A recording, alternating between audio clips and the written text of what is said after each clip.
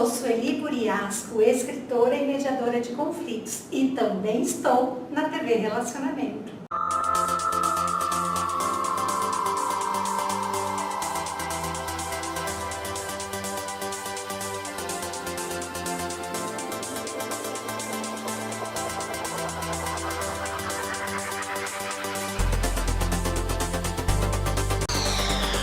Sejam todos bem-vindos a mais um Momento ADM, onde a nossa única preocupação é fazer uma entrega de valor. E hoje, então, nós recebemos a professora doutora Silvana Sponton, que ela é mestre em Direito de Trabalho pela PUC, especialista em Direito do Trabalho e Relações Sociais pela Faculdade de Direito de São Bernardo do Campo, professora da Faculdade de Medicina do ABC, da Faculdade de Ciências e Saúde do IGESP, da Faculdade de Direito de Sorocaba e diversos cursos da ESA. É isso, doutora? Isso mesmo. Seja muito bem-vinda. Obrigada. Olá, eu que agradeço pela oportunidade, é um enorme prazer estar aqui, nesse momento ADM que é muito importante, buscando sempre trazer um pouquinho de conhecimento e esclarecimentos a todos vocês. Muito obrigada por estar aqui conosco, disponibilizar num dia de chuva, de frio. Nós comentamos lá fora, que vocês não estavam vendo, que nós escolhemos a dedo esse dia para vir, porque imagina um frio e uma chuva e um trânsito para chegar até aqui. Mas a nossa vontade é maior, né, doutora? Sem de dúvida, estar aqui. Sem dúvida. Então vamos lá. Nesse primeiro momento, nós vamos falar então sobre as empresas familiares, é isso? E me diz, o que é uma empresa familiar? A empresa familiar, ela deve ser analisada sobre alguns aspectos, né? Então, quando a gente pensa em empresa familiar, embora venha a ideia daquela empresa pequena, né, daquela empresa mais próxima, do aconchego, a ideia da presença de pessoas da mesma família, isso retrata um dos elementos que caracterizam a empresa familiar, né? Então, a empresa familiar, ela é caracterizada quando há, dentre os elementos, a presença da família, né, na gestão, na percentagem de controle, na participação, na cultura difundida pela família na empresa, né, e na instituição. Então, são elementos que levam à caracterização da empresa familiar. Mas, embora, eu comentei sobre essa ideia de uma empresa pequena, isso não é necessariamente uma verdade, porque nós temos algumas empresas que são verdadeiras potências, né? Há empresas familiares, inclusive, que são, claro, as locais, mas temos também as regionais, temos as nacionais e até as multinacionais. E a potencialidade de uma empresa familiar, ela é facilmente revelada pelos seus números. As empresas familiares, elas integram uma estrutura econômica de um país e a estrutura econômica mundial. São responsáveis por milhares de empregos e por um faturamento que ultrapassa trilhões de dólares. Então, isso demonstra a importância das empresas familiares e o que elas representam para a estrutura econômica de um país. Temos aí como exemplo as holdings familiares, né? Sim, são parte das potências. Exatamente. As empresas familiares, inclusive, já despertam uma linha de pesquisa, e de estudos próprios, dada a sua relevância e também as suas especificidades, as suas peculiaridades. E aqui ressaltando e complementando, para quem não sabe, as holdings fazem parte da administração, por isso, na sua própria essência, por isso a importância de estarmos colocando esse tema hoje aqui no Momento ADM. Partindo desse princípio que temos desde empresas pequenas, onde é mãe, filho, pai, na gestão da empresa, quais os problemas que a gente tem, quais os impactos disso na empresa, quais os impactos que podem ser causados na empresa, a gestão feita pela família desde a pequena até as potências. Excelente, né? A gente percebe que, antes, um passo anterior, é importante dizer que as empresas familiares são organizações como todas as demais e que seguem as diretrizes estabelecidas pelas respectivas normas no seu segmento de atuação, né? Mas a gente consegue identificar pontos similares no que tange aos problemas enfrentados. Então é possível identificar alguns elementos ou alguns pontos de conflitos ou de desafios, pontos de aperfeiçoamento, né, que são recorrentes em empresas familiares. Isso está muito atrelado à cultura, à própria cultura familiar. Por quê? Né? Porque na família nós temos o desenvolvimento ali de pessoas, cada um com a sua personalidade, aquele ambiente, né, onde as pessoas se desenvolvem, enfim. E a cultura familiar, ela auxilia no desenvolvimento também da personalidade de todos, né, de cada um. A empresa, por sua vez, possui ali a sua cultura própria, né, possui os seus objetivos econômicos próprios.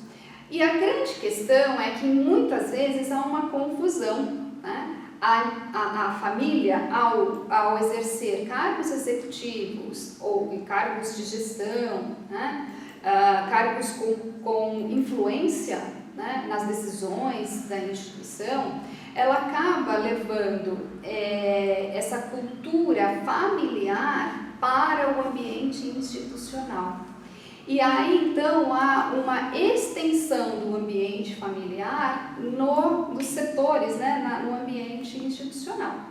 Isso tem aspectos positivos, mas tem também aspectos catastróficos, né? E aí, é por esse motivo que precisa, então, é importante, né, que as empresas familiares, ao identificar isso, possam contratar, inclusive, uma consultoria especializada em áreas estratégicas da empresa, possam identificar para que a empresa tenha, então, a sua cultura própria, né? Possa construir os seus objetivos próprios voltados ao melhor comum da instituição, dos seus colaboradores e daqueles que estão ali gerindo. Então, nós temos, dentre esses problemas, né, inevitavelmente os conflitos. E os conflitos são inerentes à convivência humana, inclusive, né? da insubordinação. Também, é verdade. E aí a gente tem esses conflitos que são considerados funcionais na medida em que trazem um debate de ideias, de propostas, de projetos, de melhorias. Então, esse conflito funcional, ele é favorável.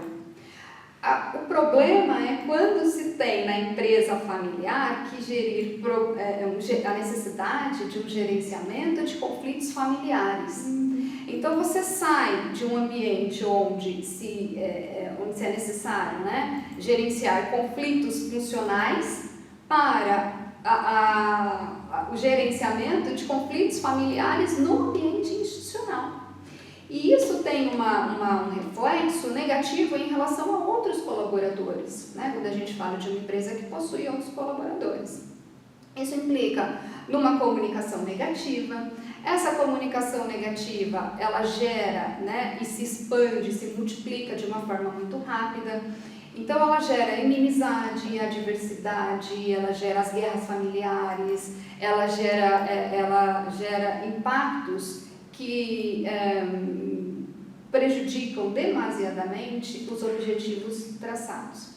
Então, esses são aspectos muito comuns e que precisam ser identificados em tempo, né? A gente tem ainda outras questões também importantes, né? Que é a confusão em relação às finanças, Não há uma separação ali entre as finanças, o que é pessoal, o que é patrimonial o que é patrimônio da instituição. Muitas vezes começa com um e daqui a pouco mais um e mais um, e se pode um, também pode o outro, e isso gera um problema, né? Perde-se a mão. E a gente tem ainda uma outra questão, que é a questão da liderança.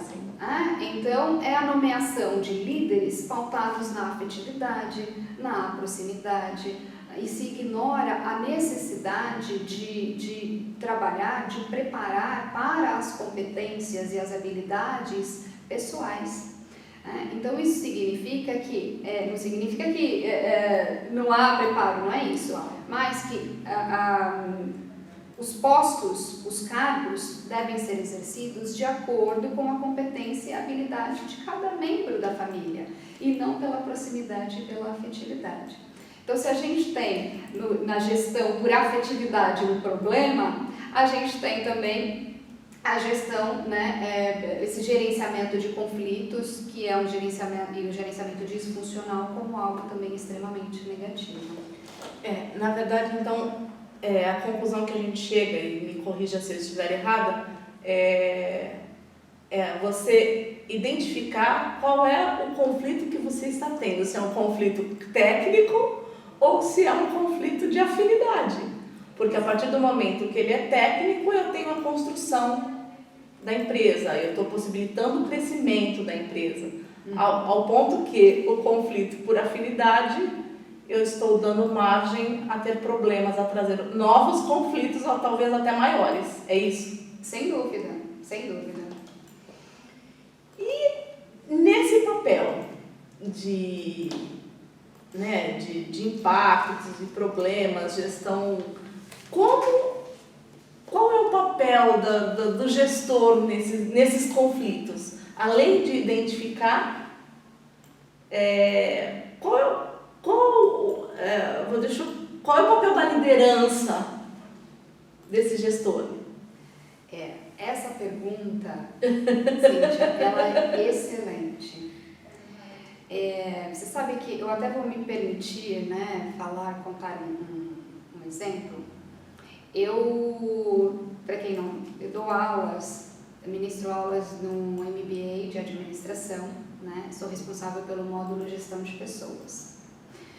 E então eu recebo muitos feedbacks, né, nos nossos debates, muitos relatos, né, e isso auxilia bastante até na construção do nosso dia a dia, enfim. E aí, mediante com essas aflições, ao término de uma das aulas, eu fiz uma enquete nas redes sociais sobre a importância do processo de gestão de pessoas. E eu tive respostas antagônicas. E isso me causou uma certa surpresa e muita curiosidade. Por quê? Numa rede social, 100% das respostas confirmaram a importância do processo de gestão de pessoas na obtenção dos resultados institucionais. Tá? Já na outra rede social, 40% respondeu que o processo de gestão de pessoas ele é secundário e não relevante para essa identificação de conflitos, para a colaboração aí do alcance, né, dos objetivos. E isso vai ao encontro dos relatos recebidos no decorrer das aulas.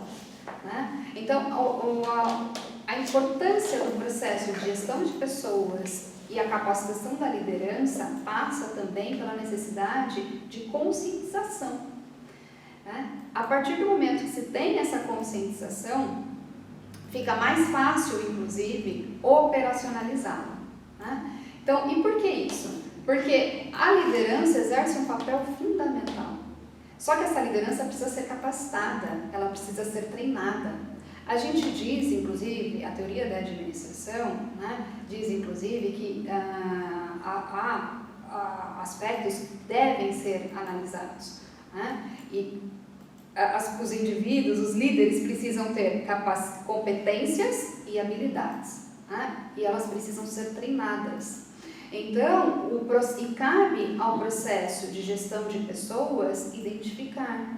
Cabe a ele disponibilizar os instrumentos necessários, cabe a ele implantar mecanismos de avaliação de desempenho, né? A avaliação de todo o processo quando necessário, reavaliação de todo esse sistema. Cabe a ele também identificar os pontos de conflito. Então, trata-se de um processo extremamente necessário e importante à estrutura da empresa. Faz parte das questões estratégicas, dos pontos estratégicos da empresa. Eu ouso até dizer que o processo de gestão de pessoas ele é tão vital quanto a consultoria preventiva, porque a consultoria preventiva que vai auxiliar, inclusive, dando subsídios ali sobre os limites legais de atuação. Então, essa comunicação multissetorial, essa comunicação entre os profissionais, é extremamente importante para que as demais áreas possam estar atentas, possam identificar e possam ter um banco de talentos qualificado. Por quê? Porque o banco de talentos retrata a excelência que essa instituição pretende, a excelência que ela busca. E os resultados, a produtividade, passa por essa capacitação. E os líderes, eles exercem então, um papel essencial, fundamental nessa mobilização, nas técnicas para motivação, nas campanhas, na comunicação, na forma de se comunicar, a comunicação positiva. Então, tudo isso faz parte de um processo de gestão eficiente. Hoje, os líderes, eles já precisam, os líderes modernos, quando a gente fala sobre essa modernização, é preciso que eles tenham as competências soft, hard skills, que são competências ligadas a questões pessoais, e também as competências técnicas. Então, são aspectos que fazem parte do que a gente chama de processo de gestão de pessoas. E ele é essencial para o desenvolvimento e para o crescimento e para o alcance aí das metas.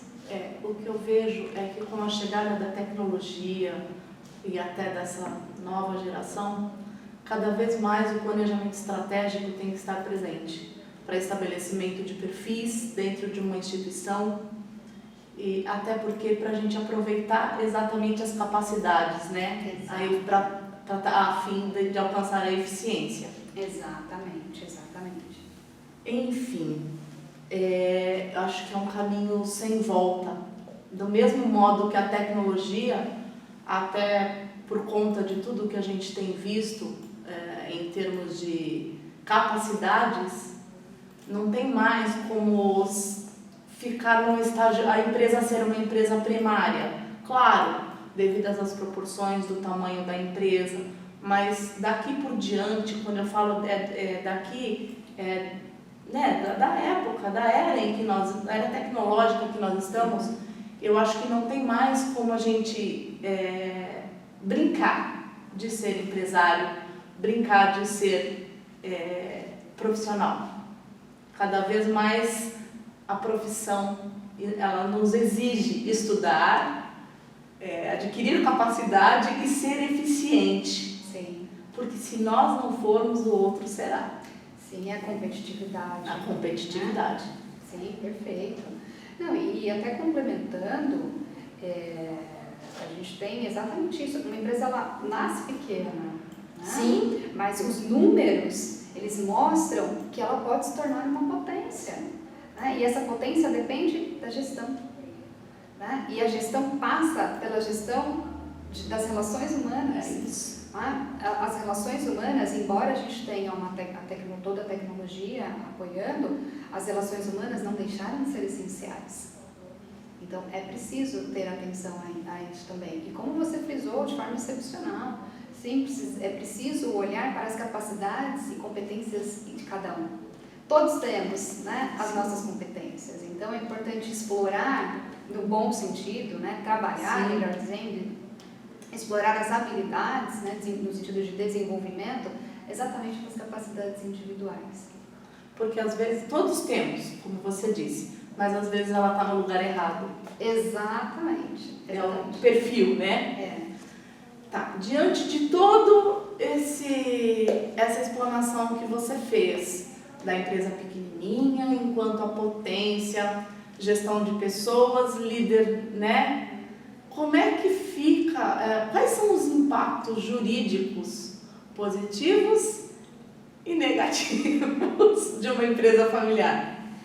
É importante, né? Porque tudo isso que a gente está dizendo aqui deságua em efeitos jurídicos. Né? Então, assim como ela pode ser uma potência, quando essa gestão tem falhas, quando essa engrenagem ela não funciona, né? Aí a gente tem as catástrofes acontecendo. Né? A gente tem e esses pontos negativos, vamos colocar assim, eles têm alguns graus. Né? Então, tanto pode ter aí impactos de menor escala, como impactos de larga escala. Isso significa dizer que alguns impactos são passíveis de reajustes e outros talvez não.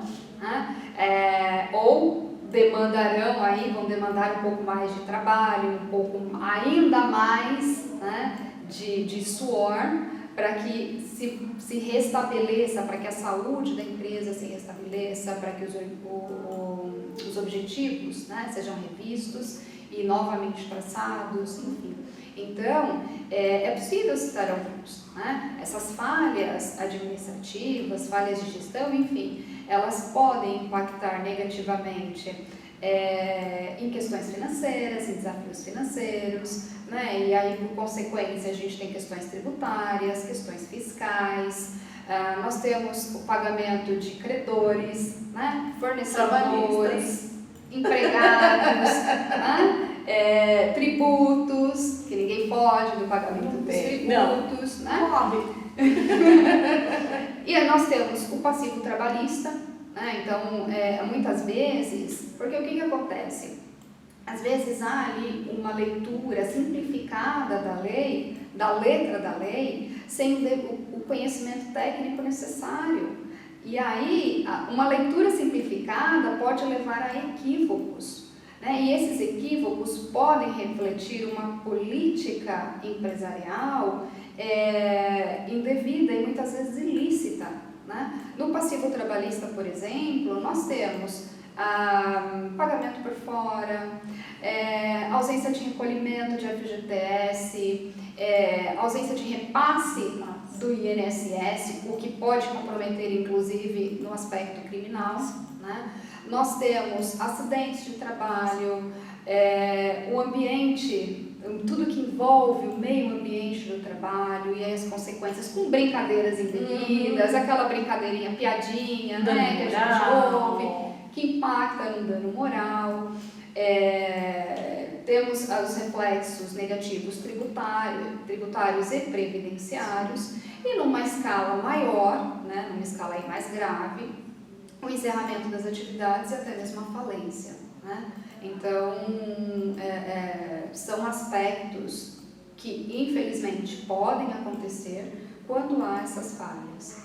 Né? Então, são só alguns exemplos, né, do que pode alcançar aí através de tendo, né, uma má gestão. Tá bom, doutora. Muito obrigada por estar aqui conosco. O tempo foi pequenininho, não tem jeito, porque a gente tinha um monte de coisa para falar. Mas, só vou dizer uma coisa, eu tô com uma colinha aqui, tá bom? As perguntas não foram só da minha cabeça, não. Nós fizemos uma pesquisa antes e resolvemos colocar o que era interessante, que poderia ser no tempo do programa. Então, muito obrigada e até a próxima. Eu que agradeço, sempre à disposição, e até a próxima.